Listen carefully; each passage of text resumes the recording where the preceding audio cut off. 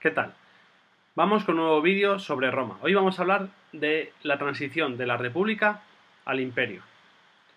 En el vídeo anterior estuvimos viendo la expansión por todo el Mediterráneo.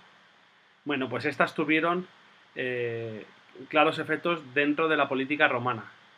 Primero, bueno, tendríamos que hablar de problemas previos a esta expansión, ya que por ejemplo sería la revuelta de los plebeyos, ya que como vimos en la parte de política, los plebeyos en un primer momento no formaban parte de los órganos de decisión, bien, solo estaban reservados para los patricios. Al final, después de la revuelta de los plebeyos, se introdujo la figura de tribunos de la plebe, pero ya saltamos a las postrimerías del imperio, con el cual tendríamos también revueltas populares, la revuelta de los esclavos, bien, y luego ya las crisis y las guerras civiles. Pero vamos a ello. Primero tendríamos las revueltas populares, que había problemas muy serios, de acuerdo, por los desajustes. Muchos estaban enriqueciendo gracias al comercio de esa expansión y no todos tenían, de acuerdo, las mismas posibilidades. Así los más pobres se rebelaron contra los órganos gobernantes de Roma.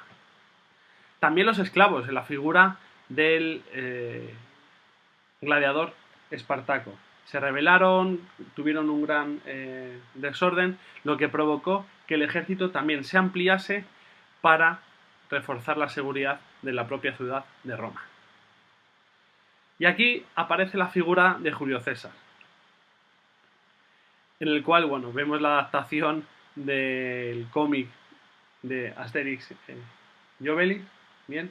Entonces, bueno, poco a poco el ejército iba tomando más importancia. Y Julio César, conquistador de la Galia, fuera muy importante. Entonces, bueno, para acabar con el periodo de luchas internas, se acaba formando un primer triunvirato entre Pompeyo, Craso y Julio César. Finalmente, se acaba provocando una guerra civil. ¿Por qué? Porque tanto Pompeyo como Craso tenían miedo del poder que estaba acumulando Julio César. Así, Julio César, a la vuelta de la conquista de la Galia, tomó la decisión de cruzar el río Rubicón, que sabía que era el punto de inflexión para la guerra civil. Y así lo hizo, lo cruzó, ganó y se quedó como una especie de figura de dictador único. ¿De acuerdo? Venció a sus oponentes, acabando así con el primer triunvirato. ¿Qué ocurrió? Pues bueno, lo conocido, que en el año 48 a.C. Julio César fue asesinado por Bruto durante los idus de marzo. Tras la muerte de Julio César se forma un segundo triunvirato, con Lépido, Marco Antonio y Octavio, sobrino de Julio César. Finalmente, en esta segunda guerra civil, Octavio ganó y recibió los poderes del Senado y el título de Augusto, lo que significaba elegido por los dioses, empezando así el imperio. Bueno, pues como hemos dicho, el imperio va desde el año 27 a.C. al 476 después de Cristo. Y ahí tendríamos dos etapas y luego un hecho fundamental. La primera etapa, durante los dos primeros siglos, la Pax Romana, en el que, bueno, se da una purga de opositores y una reorganización de la burocracia del Estado. Pero vamos a profundizarlo ahora. Después, las crisis del siglo III.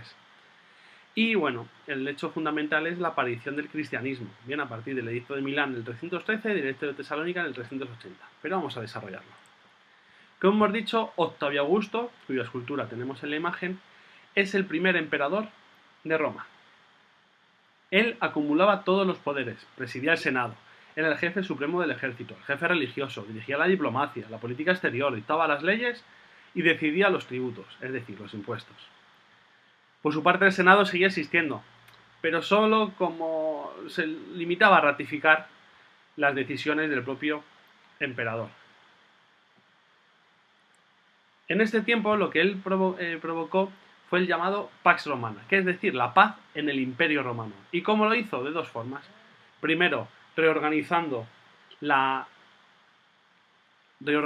toda la burocracia. Mirad toda la extensión que tenía el imperio en la época de Octavio Augusto. Algo espectacular, muy difícil de gobernar. Entonces, organizó todo el sistema administrativo y burocrático.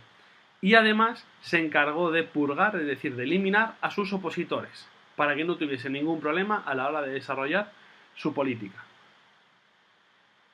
Claro, en esta época también, bueno, se llega a la máxima extensión y entonces se intensificó la romanización. ¿Qué es la romanización? Llevar las costumbres de la cultura romana a todas las ciudades del imperio. ¿Cómo lo hacen? Pues bueno, a partir del urbanismo, del politeísmo, ¿de acuerdo? Y sobre todo del latín. Era obligatorio que se hablase latín en todas las provincias de Roma. También llevar a cabo la parte de los avances romanos, por ejemplo, el corpus legislativo. Y para en última ocasión, pues se les podía dar incluso la ciudadanía romana a aquellos habitantes de las provincias. Pero claro, no todo podía ser tan bonito. Llega la decadencia del imperio, ya en el siglo III después de Cristo. Podríamos dividirlo en 4 fases. Primero, la crisis del siglo III, problemas para defender todas las fronteras, se necesitaba un ejército enorme. Claro, como ya se llegó a una extensión máxima, no se conquistaban más tierras, es decir, no había tantos esclavos, por lo cual había que pagar más impuestos. Las ciudades empezaron a ser difíciles y se empezó la migración a los campos. Esto provocó problemas de comercio, un superávit en la producción que no siempre se podía comprar, lo que derivó en una crisis política.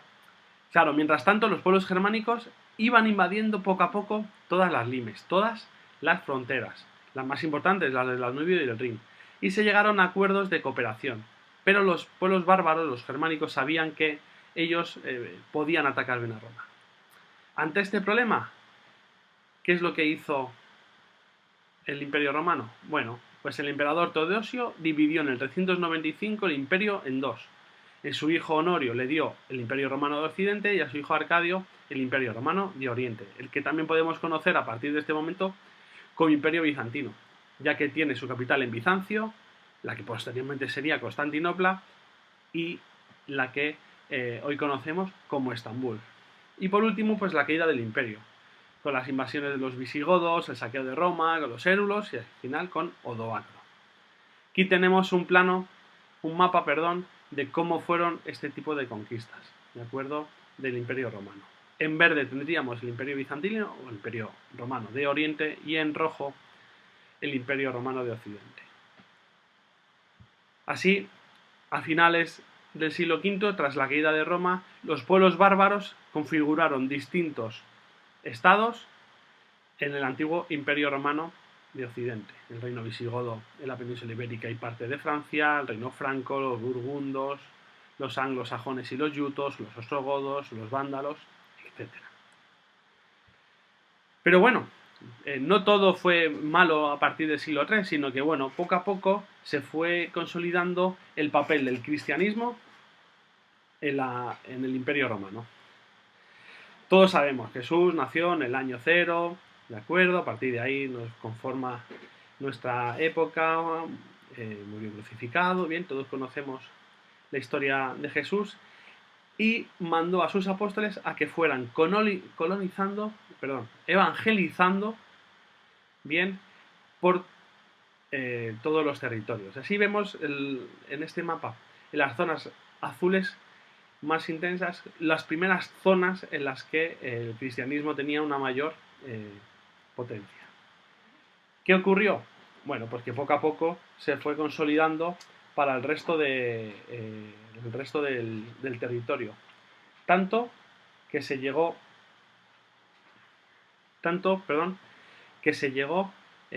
a formar como primero a ser una religión respetada, ¿de acuerdo?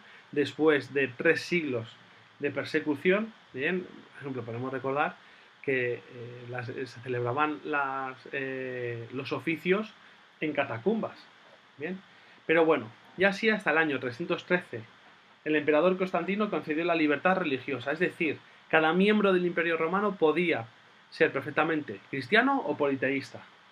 ¿Bien? Entonces, a partir de entonces, el cristianismo se expandió y se construyeron las primeras basílicas para el culto. Pero fue Teodosio, en el año 380, el que hizo que la religión cristiana fuese la oficial en todo el Imperio Romano.